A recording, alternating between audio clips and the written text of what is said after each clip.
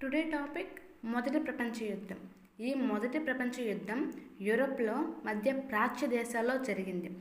Germany సామ్రాజ్య విస్తరణ కాంక్ష వల్ల 1914 జూలైలో జర్మనీ, ఆస్ట్రియా, హంగేరీ, ఒట్టోమన్ మొదలైన దేశాలకు Great Britain, United States, France, Russia, Italy, Japan దేశాల మధ్య యుద్ధం జరిగింది.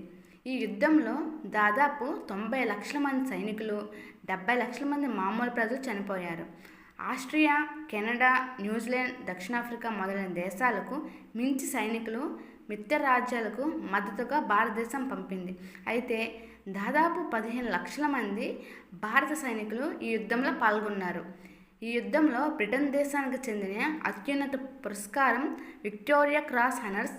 భారత సైనికులు 11 విక్టోరియా క్రాస్ హానర్స్ పొందారు. మొత్తం మీద 13,000 మంది వేరువేరు పథకాలు భారత సైనికులు పొందారు. మొదటి ప్రపంచ యుద్ధం తరువాత భారత సైనికులు స్వదేశానికి రాకుండానే ఆఫ్ఘన్ మూడో యుద్ధం, వజీరిస్తాన్ దండయాత్ర మొదలైన వాటిలో పాల్గొన్నారు. మొదటి ప్రపంచ యుద్ధంలో భారత సైనికులు ఈ యుద్ధంలో 53,486 మంది చనిపోగా 64,350 మంది గాయపడ్డారు. 3,762 మంది కనిపించకుండా పోయారు.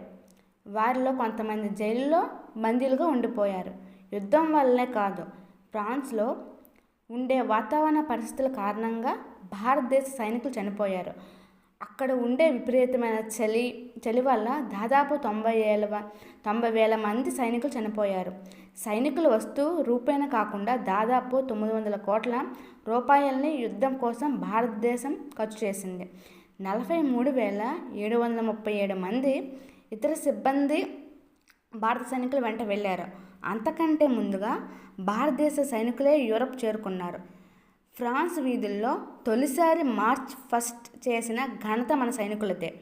యూరప్ నుంచి ఆఫ్రికా, చైనా దేశాల వరకు అన్ని దేశాల్లో భారతదేశ జవాన్లు యుద్ధం చేశారు.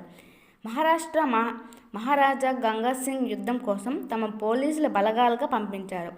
ఫ్రాన్స్, ఈజిప్ట్, పాలస్తీనా దేశాల్లో వీటి సేవల్ని ఉపయోగించుకున్నారు. పాటియాలా మహారాజు భూపేందర్ సింగ్ గల్లిపోల్లో జరిగిన యుద్ధంలో పోరాడాడు. యుద్ధం మొదలైన కొన్ని రోజుల్లోనే భారతదేశం తన తోడ్పాటును అందించింది. 7 కోట్ల విలువైన మందుగుండు సామాగ్రిని, 6 లక్షల మిషన్ గన్స్, రైఫిల్స్, యుద్ధ వాహనాలకు అందించింది. 4 సంవత్సరాల యుద్ధ సమయంలో ఆర్మీ క్లాత్ డిపార్ట్మెంట్ 4,19,20,223 దుస్తులను ఉత్పత్తి చేసింది.